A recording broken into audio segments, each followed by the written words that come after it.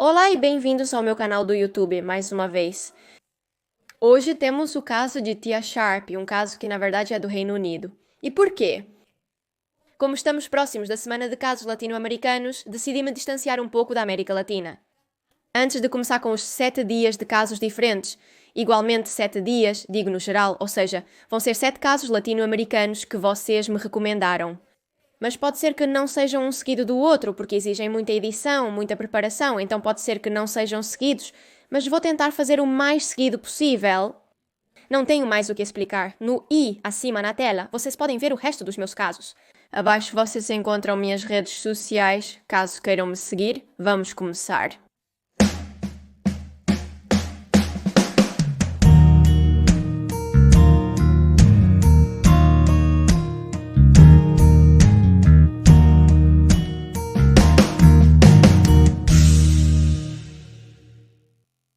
Ela era a tia Christine Sharp, nascida em 30 de junho de 2000, em Creoton, Londres. Sobre o que ela fazia, ou como realmente era, não há muito a dizer, pois quando os fatos ocorreram, ela tinha apenas 12 anos. Sabemos que ela morava com a mãe e com os 2 irmãos mais novos, e também sabemos que era uma pessoa muito alegre, que tinha muita confiança na avó e na mãe, e que se davam muito bem, quase como melhores amigas. Segundo elas, tia era o tipo de pessoa que alegrava todo mundo, que estava sempre rindo. E como ela tinha tanta confiança nas pessoas ao seu redor, podia se expressar sem nenhum problema e realmente demonstrava felicidade. Seus pais eram Natalie Sharp e Stephen Carter. Como vocês podem ver, tia levava o sobrenome da mãe, já que foi ela quem a criou. Além disso, Natalie tinha uma parceira com quem morou por um tempo. Isso me leva a contar para vocês que, quando tia tinha apenas 8 anos, o serviço social foi chamado à casa porque, supostamente, havia problemas. O caso envolvia uma alegação de consumo de maconha, mas também era importante ir verificar a situação, já que o namorado da Natalie na época tinha alguns problemas de consumo de substâncias. Os serviços sociais chamaram essa família disfuncional, no entanto, em nenhum momento tia mostrou sinais de abuso. Nem nada do tipo, então a situação foi deixada um pouco de lado porque realmente não havia nenhum problema. Ela não tinha marcas no corpo, nem nenhum problema que pudesse ser visto em seu comportamento, em sua atitude. Ela não demonstrava sinais de ter sofrido qualquer tipo de abuso. O outro problema que a família poderia ter vinha do namorado da avó da tia. Ela é a avó da tia Christine Sharp, que estava namorando este homem que vocês veem aqui, chamado Stuart Hazel. Stuart, por sua vez, tinha um passado um tanto problemático. Ele já tinha estado algumas vezes na prisão por alguns crimes e tinha sido condenado a várias coisas por delitos menores. Stuart relatou a Christine os maus tratos que sofreu durante a infância. E tudo isso, segundo ele, tinha levado a que ele tivesse uma vida um tanto difícil. Mas, segundo Christine, ele nunca trouxe problemas para a família. Não era agressor, nem tampouco era violento com eles. Além disso, eles se conheceram em 2002, quando a tia tinha apenas 2 anos, e até o dia dos acontecimentos já estavam juntos há 10 anos. Portanto, ele cresceu junto com a família, ele viu a tia crescer, era próximo dela, com o tempo se tornou parte da família, por isso não parecia uma má pessoa. De qualquer forma, também há algo muito curioso nessa história. Na verdade, Stuart conheceu Christine através da filha dela. Ou seja, ele ficou com Natalie primeiro e... depois... Algumas semanas após terminar com ela, ele se envolveu com Christine e desde então se tornaram inseparáveis. Por tudo isso, a família se dava muito bem, todos se conheciam e confiavam uns nos outros. Minha tia costumava dormir na casa dos avós, chamando Stuart de avô, mesmo sem parentesco biológico. Ela se divertia muito na casa dos avós, já que na própria casa dela havia alguns problemas. Como mencionei no início, ela tinha 2 irmãos mais novos, então havia muito barulho e agitação. Por toda a casa, era uma bagunça e ela não tinha privacidade, por isso gostava mais de ficar na casa da avó, onde tinha seu próprio quarto, onde podia jogar PlayStation com Stuart, onde cozinhavam para ela, onde a tratavam muito bem, não havia brigas com a mãe, nem nada do tipo, então vários finais de semana ela ficava na casa com eles. A avó não se importava, e Stuart ficava feliz, pois gostava muito de passar tempo com ela. Dado todo esse contexto, podemos ver então como os fatos vão acontecendo. Tudo isso começa no dia 1º de agosto de 2012. Próximo ao fim de semana, tia decide perguntar à sua avó por mensagem de texto se pode ficar na casa dela. Esse telefone era compartilhado entre os 2 avós, Então, quem responde é Stuart, diretamente para o telefone da mãe, dizendo que tia podia ficar na casa naquele fim de semana. Mas que havia algo crucial. E é que Christine tinha turnos noturnos, então havia uma parte do dia em que ela não estaria por muitas horas. Na verdade, à noite, isso não importava muito. Isso era comum, pois ela frequentemente tinha turnos noturnos, então não era incomum para a família. E tia já tinha ficado com os avós muitas vezes antes, então não houve problema e a mãe aceitou.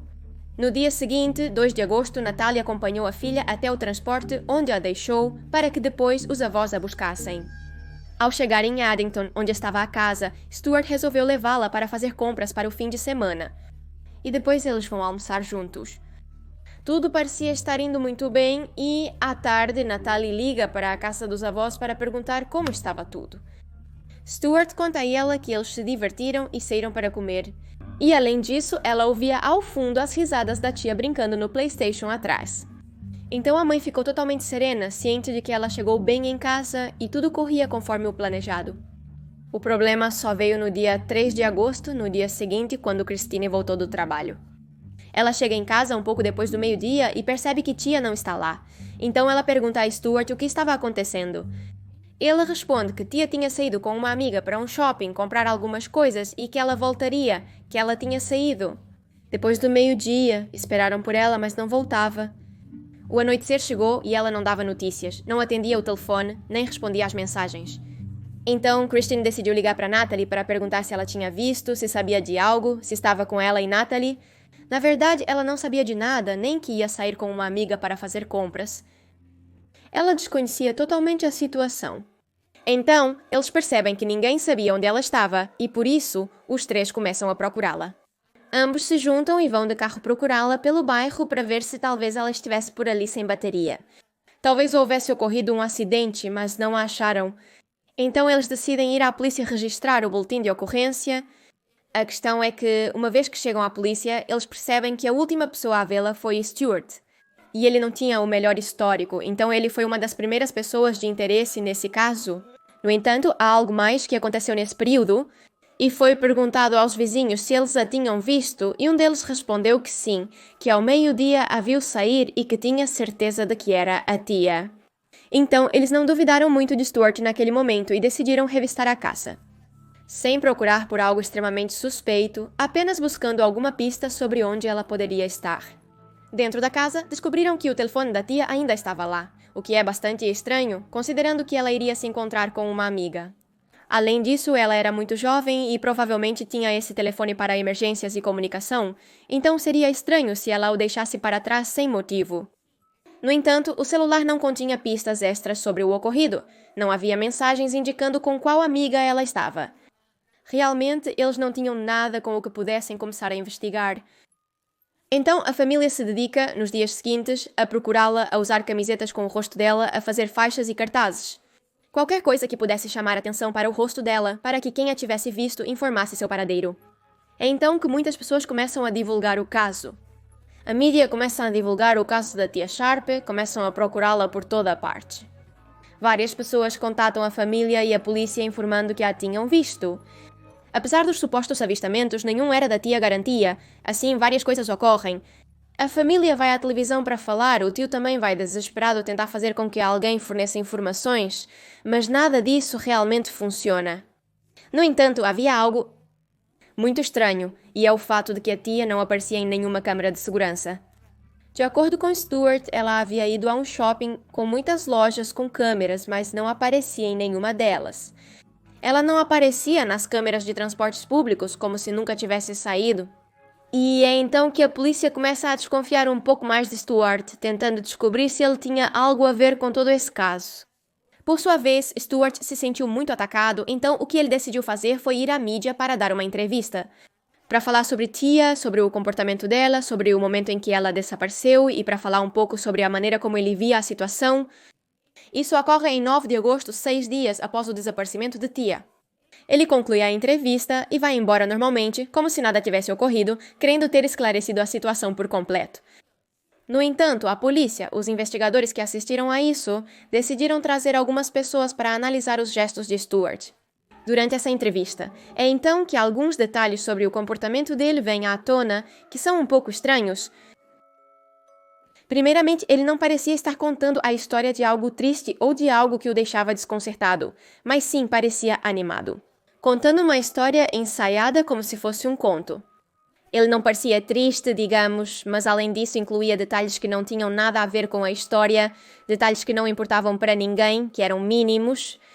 A questão é que eram detalhes que pareciam reais, e vou explicar isso de uma maneira bem simples. Se você está mentindo e insere certas partes verdadeiras da história que aconteceram com você, isso faz com que você mesma acredite na história mais facilmente. Isso torna mais difícil para uma pessoa perceber que é uma história inventada. Por exemplo, se ele começa a contar uma grande mentira e no meio diz que comeu um sanduíche de queijo. Essa parte é real, provavelmente, mas o resto não. No entanto, ele adiciona um detalhe que é crível, que é absolutamente real. Então, ele insere na história coisas que fizeram no dia anterior, como para dar mais veracidade ao que aconteceu no dia dos fatos. Mas dava para perceber bastante que ele estava inventando muitas coisas. Havia muitos sinais, muitos gestos que indicavam que ele não estava lembrando das coisas, mas sim inventando. Ele dava de ombros num gesto de não sei, ao contar coisas que para ele eram reais. Além disso, algo que achei bem curioso é que ele piscou nessa entrevista mais de 40 vezes por minuto, o que, para quem não sabe, é muita coisa. É por isso que a polícia decide finalmente procurar a casa novamente, ou seja, uma quarta vez, pensando que provavelmente Stuart estava escondendo alguma coisa. Elas organizam tudo para ir no dia seguinte.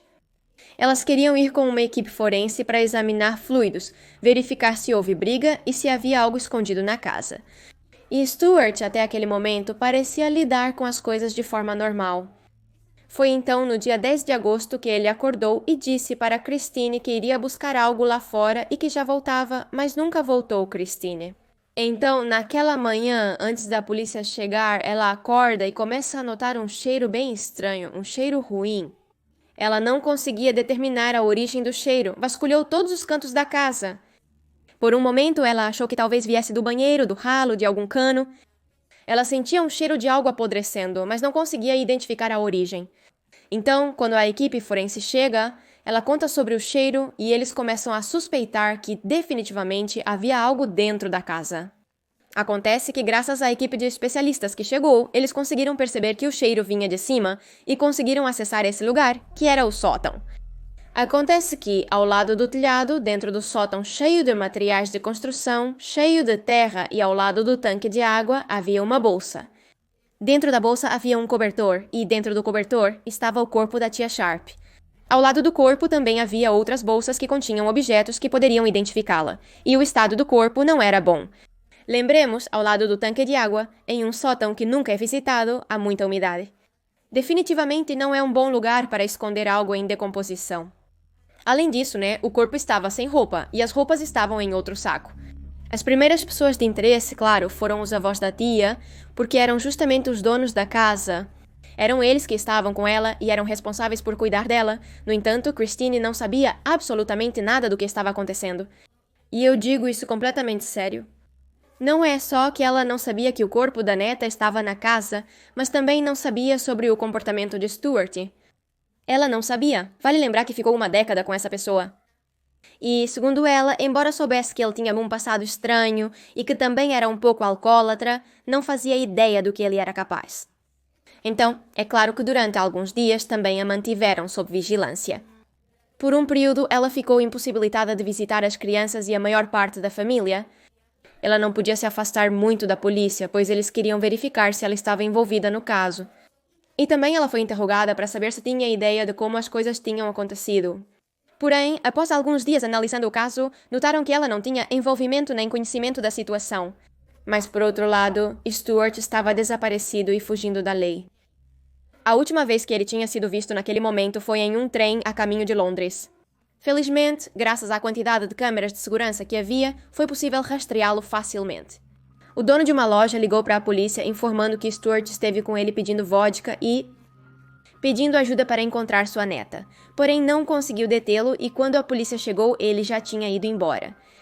Eles usaram cães para rastreá-lo e conseguiram chegar até onde ele estava. Eles o encontraram em um parque, completamente bêbado e sem nem reconhecer onde estava. Então o levaram para interrogatório. Durante essa perseguição, os peritos ainda estavam examinando a casa. E é então que eles encontram algo de vital importância para o caso, que seria um cartão Secure digital muito bem escondido em cima de uma porta antes de verificar o conteúdo do cartão. Stuart estava na delegacia relatando o ocorrido. Naquele momento, ele admitiu que tinha certa culpa no assassinato da tia, ou melhor, na morte da tia naquele momento. Segundo ele, isso não foi um assassinato, mas sim que a tia havia caído da escada por acidente. E ele, naquele momento, estava completamente intoxicado, então não pôde ajudá-la. Segundo Stuart, ele se sentia muito culpado e naquele momento desmaiou. Ficou completamente inconsciente, acordou no dia seguinte e viu que ela estava morta.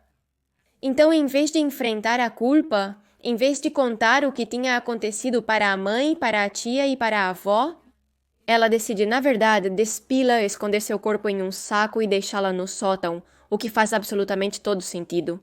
Além disso, ele também expressou várias vezes que amava sua neta, que gostava muito de estar com ela. Não se faz isso, especialmente com alguém que se ama tanto, certo? Era claramente uma mentira, e tudo foi revelado quando acessaram o conteúdo da memória, lá dentro. Dentro dela havia fotos e vídeos da tia, além de fotos de outras meninas menores de idade. Que se parecia muito com ela, com o mesmo cabelo, com os mesmos óculos, parecia também no rosto. Era como se ele tivesse um fetiche ou uma fixação por esse tipo de pessoa, ou melhor, que ele era obcecado especificamente pela tia e tinha fantasias com ela. Mas justamente para entender um pouco mais sobre isso, precisamos ver onde tudo começa. E o passado de Stuart, como eu disse no começo, Stuart não teve uma vida fácil, por assim dizer. Os pais dele tinham muitos problemas, então o deixaram para adoção quando ele ainda era muito pequeno. Além disso, aos 16 anos, ele sofreu abuso sexual, como no caso recente de David Barnett que tratei. Se quiserem saber do que estou falando, vão lá no vídeo que está aparecendo na tela, mas é mais ou menos a mesma coisa, é uma situação muito parecida. Mas há um ponto em que essas duas situações se separam. Stuart, em 2007, tornou-se oficialmente o namorado de Christine depois de alguns anos juntos e foi morar com ela em Addington. Ele não mencionou seu passado, apenas que havia sido ruim. Christine, sem conhecer toda a história, decidiu confiar nele. Principalmente porque passaram tantos anos juntos que parecia que ela já o conhecia completamente. Quer dizer, ela sabia como ele se comportava em casa, sabia que ele não era mau, sabia que ele não tinha comportamentos perigosos na frente dela, mas isso não mudava o fato de que ele sim era perigoso. Ele tinha problemas de dependência que escondia em parte. Ela sabia que ele bebia, mas desconhecia o abuso de substâncias. E também não sabia quantas vezes ele foi para a prisão e quantas vezes ele foi condenado por outras coisas. No entanto, em 2010, ele foi condenado a 12 meses de prisão por andar com um facão pela rua. No entanto, e ao que parece, esse ato de violência não era conhecido por Christine, que o defendeu. De volta, ele em casa não fazia esse tipo de coisa, não era violento, não ameaçava ninguém. Christine não sabia como ele era. A verdade é que ele já esteve na prisão 3 vezes e foi condenado a 30 anos. Ou seja, durante a vida dele, ele cometeu vários crimes dos quais ela não fazia ideia. Além disso, durante toda a vida, o relacionamento que ele tinha com a tia era muito normal, havia muita confiança, ele a viu crescer e ninguém tinha notado nenhum comportamento estranho. Também não parecia que ele a estivesse preparando para algo ou tocando de forma inadequada. Mas à medida que ela se aproximava cada vez mais dos 12 anos, ele começou a vê-la de uma forma diferente. Em determinado momento, ele começou a gravá-la em segredo, tirava fotos dela e, a cada dia, alimentava ainda mais essa fantasia que tinha com ela. Para minha tia, ele era seu avô, ela não fazia ideia e nem tinha a possibilidade de entender o que estava acontecendo. E há muitas coisas perturbadoras no cartão de memória encontrado na casa. Como, por exemplo, um vídeo dela passando creme nas pernas que depois. Depois ele fez um vídeo dela dormindo, no qual ele aparece ao fundo. Dá para ver a sombra dele espionando ela. Dava para perceber como a cada dia ele avançava um pouco mais. Tudo isso provava que ele tinha uma intenção com tia que poderia prejudicá-la e, evidentemente, também podia provar que ele foi quem a matou. Mas uma das provas mais fortes em casos policiais é o que o corpo diz. E, infelizmente, ele estava muito decomposto, a tal ponto que a mãe não pôde vê-lo, de tão horrível que poderia ter sido para ela. Estava irreconhecível e, portanto, as provas forenses não davam bons resultados. Não se podia determinar como ele havia morrido, nem quase nada do ocorrido. Mas foi graças aos vídeos e aos objetos dentro da casa que se pôde construir uma história. Na memória também havia fotos e vídeos dele se dando prazer com certos objetos que estavam na casa. Os objetos foram recolhidos e submetidos a testes de DNA, e em alguns deles havia DNA da tia. Então aí estava a razão por trás de tudo isso. Havia um objetivo sexual e havia uma foto que coincidia com o que estou dizendo, que era post-mortem, ou seja, depois da morte da garota. Nessa foto, não vou descrever a pose em que ela estava, não vou descrever a maioria das coisas, porque sinceramente é muito horrível. Mas, segundo os psicólogos que analisaram esse caso, essa foto mostrava que ele atirou com a intenção de guardar o momento. De guardar esse momento em que ele abusou dela, em que ela já estava morta, e poder revivê-lo uma e outra vez. Deduziu-se que ele voltou a essa foto várias vezes e que justamente usava essa lembrança para revisá-la repetidas vezes. O que mais me desconcerta em tudo isso é que, mesmo tendo todas essas provas, ele se declarou inocente antes de qualquer coisa. Ele manteve a história da escada, dizendo estar bêbado e envergonhado, sem conseguir olhar para a família. Ele não conseguia encará-los nem explicar o ocorrido. Claramente, tudo que dizia era mentira. E não durou muito. Como todo o processo do julgamento é bastante longo, os julgamentos normalmente levam muito tempo para apresentar as provas, ouvir os depoimentos. Ele, aparentemente, não conseguia mais manter a mentira. Ele não queria ter que passar por tudo isso, nem ter que explicar essa história que ele tinha inventado várias e várias vezes, nem responder perguntas sobre tudo isso. Então, depois de um tempo, ele simplesmente se declarou culpado.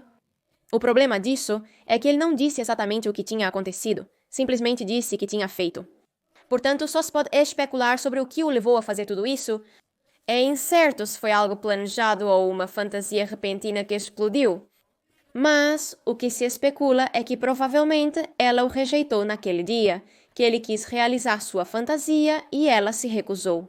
Após admitir sua culpa, ele foi condenado à prisão perpétua com, no mínimo, 38 anos.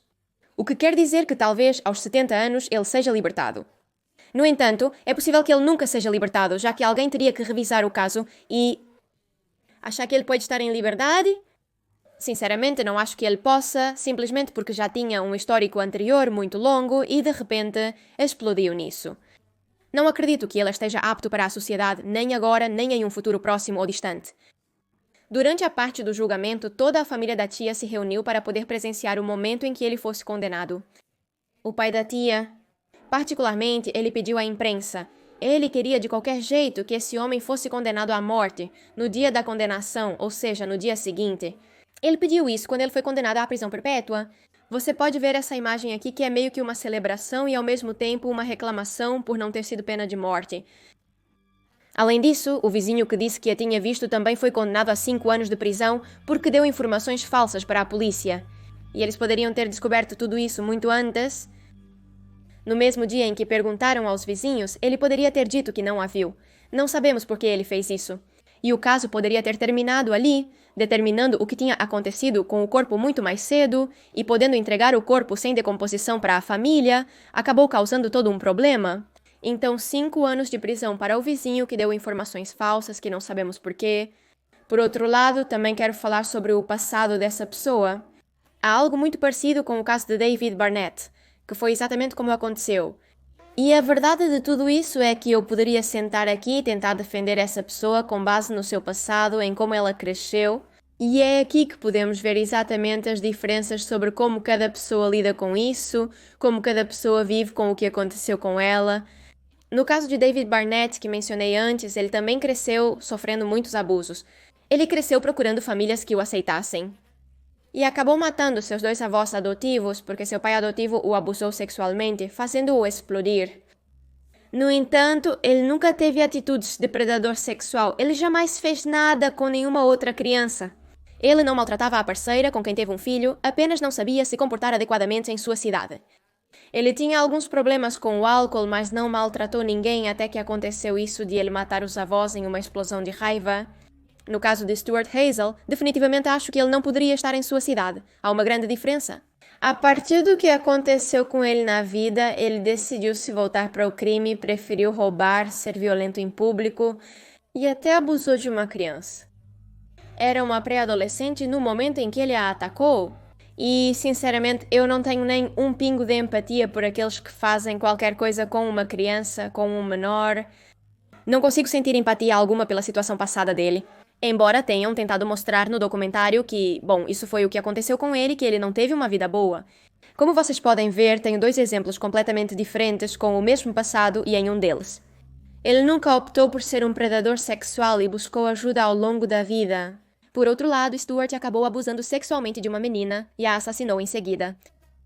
Eu não tenho a menor empatia por essa pessoa e, sinceramente, espero de todo o meu coração que ela apodreça na prisão pelo resto da vida. Devagar, queria acrescentar essa reflexão final para qualquer pessoa que compartilhe da minha opinião, para quem não pode dizer isso nos comentários. Também vão assistir, se quiserem, o caso de Baby Barnett para entender melhor do que estou falando e poder ver exatamente o porquê. Tenho mais empatia pelo outro do que por este, mas enfim, é isso. Aqui termina o vídeo, foi só isso. Como vocês sabem, nesta semana em que assistem a este vídeo, começam os casos latino-americanos. Então espero que vocês aproveitem todo esse esforço que vai me dar fazer casos com tanta frequência. Se tiverem mais casos para recomendar, comentem abaixo. Estou lendo todos e deixem suas opiniões sobre o ocorrido. Por aqui terminamos esse vídeo. Ao lado estão meus Patreons. Obrigada a todos vocês por me apoiarem através dessa plataforma. Se quiserem saber mais sobre isso, o link para o Patreon está aí embaixo. E é isso. Confira o vídeo novo e o recomendado. Inscreva-se clicando no meu rosto. Até o próximo vídeo. Tchau!